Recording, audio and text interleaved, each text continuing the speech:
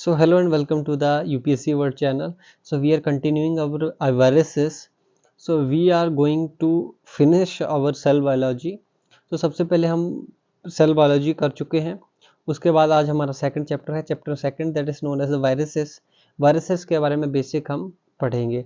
अब इससे पहले बता दूं 2013 में क्वेश्चन आया था, 2019 में क्वेश्चन आया था, 2021 में क्वेश्चन आया था वायरसेस के ऊपर डायरेक्ट. 21 में मेरे ख्याल से रेट्रो वायरस के ऊपर क्वेश्चन आया था और 13 में HIV से रिलेटेड क्वेश्चन आया था जो कि होता है रेट्रो वायरस की वजह से. तो आपको पता होना चाहिए रेट्रो वायरस कैसे काम करता है. ठीक है, तो वायरसेस क्या है, हमें क्या पता है? हमें पता है कि सेल जो है एक बेसिक यूनिट है लाइफ की, बिकॉज विदाउट सेल लाइफ नहीं प्रोसीड कर सकती. So what is virus? Virus है बॉर्डर लाइन. किसके बीच में बॉर्डर लाइन? लिविंग और नॉन लिविंग बीच में. लिविंग मीन्स जो कि सांस लेते हैं, खाना खाते हैं, कंज्यूम करते हैं और बहुत सारी मेटाबॉलिक एक्टिविटीज़ को करते हैं, उनको हम लिविंग बोलते हैं. नॉन लिविंग इनसे उल्टा. अब देखो भाई, बॉर्डर लाइन क्यों है? क्योंकि वायरस के पास DNA RNA है जैसा हमारे सेल के पास होता है. ठीक है, कुछ प्रोटीन भी होते हैं, मैं बताऊंगा आपको. ठीक है, वो रिप्रोड्यूस करते हैं होस्ट सेल में. एग्जांपल देता हूँ, कोरोना वायरस था. कोरोना वायरस अगर मेरी स्किन के ऊपर पड़ा है तो वो वैसे ही रहेगा, मरा हुआ.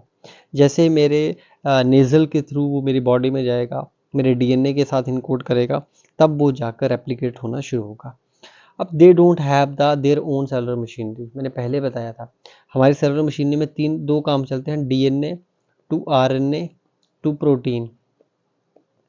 अब दिक्कत यही है कि जो हमारे पास वायरस है उसके पास ये मशीनरी नहीं है. इसके पास ये मशीनरी नहीं होने के कारण क्या हो रहा है, अब इसके पास जो मशीनरी नहीं है इससे वो रेप्लिकेट नहीं हो पा रहा है जैसा हमारी सेल अपने आप हो जाती है. That is why it is called as a border line. ना तो लिविंग है ना तो नॉन लिविंग है, क्योंकि ये जब बाहर होगा तो नॉन लिविंग होगा, होस्ट सेल में जाएगा तो लिविंग हो जाएगा. डिफरेंस क्या है सेल और वायरसेस में? देखो सेल की तरफ देखें तो सेल में तो सबसे पहले बाहर की तरफ सेल मेम्ब्रेन है, ठीक है, जो बाउंड करती है. फिर बीच में न्यूक्लियस है, ये बहुत इंपॉर्टेंट है. इन्फॉर्मेशन कोड होती है, जेनेटिक मटेरियल सारा इसी में होता है, DNA RNA जो भी है, ठीक है, इसी में होता है सब कुछ. और फिर आ जाता है साइटोप्लाज्म जो कि एक फ्लूइड की तरह सेल में होता है. सेल ऑर्गेनेलीज बहुत ज़्यादा होते हैं, फॉर एग्जांपल माइटोकॉन्ड्रिया, लाइसोसोम, बक्कल्स, सारा कुछ. इनको आगे विस्तार से पढ़ेंगे. डिफरेंस क्या है देखो, हम अगर यहाँ पे कोरोना वायरस का वायरस लिया इसने, बीच में देखो इसमें ये है हमारा RNA. देखो इसको बोलते हैं जीनोमिक RNA. इस RNA के बेस पे हम ये इन्फेक्ट करता है हमारी बॉडी को. और बाकी बहुत सारी चीज़ें होती हैं. ये स्पाइक प्रोटीन होते हैं, आपने कई बार देखा होगा. स्पाइक प्रोटीन ऐसे स्पाइक की तरह होते हैं, सींगों की तरह इसके ऊपर. ठीक है, और ये बन गया हमारा कोविड वायरस. इसके बारे में आगे विस्तार से पढ़ेंगे. फीचर क्या है वायरस के? वायरस देखो, वायरस के पास DNA है, RNA है, प्रोटीन है, रिप्रोड्यूस करता है इनसाइड द होस्ट सेल और कोई सेलुलर स्ट्रक्चर नहीं है. ठीक है, वायरस DNA और RNA को यूज़ करता है और genetic material of the host के, और जो उसके साथ इंटीग्रेट करके रिप्रोडक्शन करता है. मैं बताता हूँ कैसे. देखो फॉर एग्जांपल ये हमारा ओरिजिनल DNA है. ठीक है, ओरिजिनल DNA हमारा, DNA से क्या बना? RNA बना, RNA से प्रोटीन बना.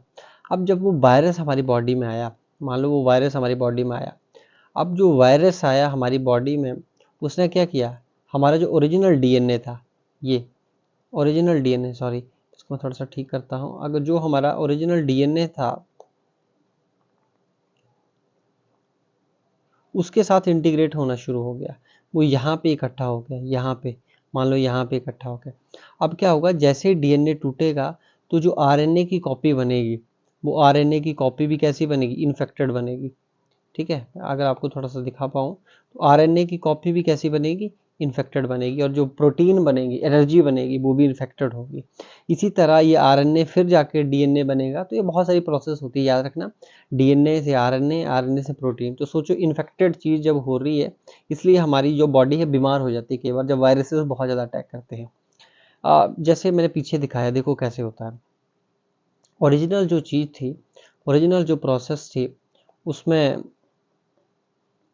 हमारा DNA हो रहा है, DNA से RNA, RNA से प्रोटीन बन रहा है. जो DNA उसमें ट्रांसक्रिप्शन होती है, UPSC का क्वेश्चन है ये, कि DNA से जब RNA बनता है तो क्या चीज़ होती है? तो ट्रांसक्रिप्शन से. और ये ट्रांसलेशन जब होगी तो प्रोटीन बनेगा. अब हो क्या रहा है, यहाँ पे जो DNA है ये देखिए ये जो डीएनए है ये आरएनए बन रहा है जैसे ऊपर दिखाया, और आरएनए से प्रोटीन बन रहा है। जब होता क्या है, जब इन्फेक्ट हो जाती है सेल, इन्फेक्टेड डीएनए लिख सकते हैं हम, इन्फेक्टेड डीएनए। तो क्या होगा देखिए, इन्फेक्टेड डीएनए जो है वो जो हमारा वायरस है उससे इन्फेक्ट हो गया, ये छोटा सा पीस, और इसी से वो आरएनए बनेगा और वही प्रोटीन बनेगा, और इससे हमारी बॉडी में प्रॉब्लम शुरू होगी।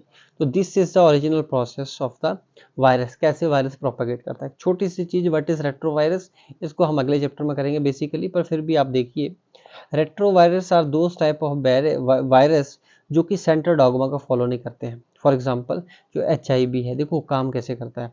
हमारी बॉडी में डीएनए है, सॉरी डीएनए है, डीएनए से आरएनए बनता है, जो आरएनए है आरएनए से प्रोटीन बनता है। जो रेट्रोवायरस है, HIV का वायरस है, उसके पास आरएनए होता है। क्या होता है, आरएनए होता है।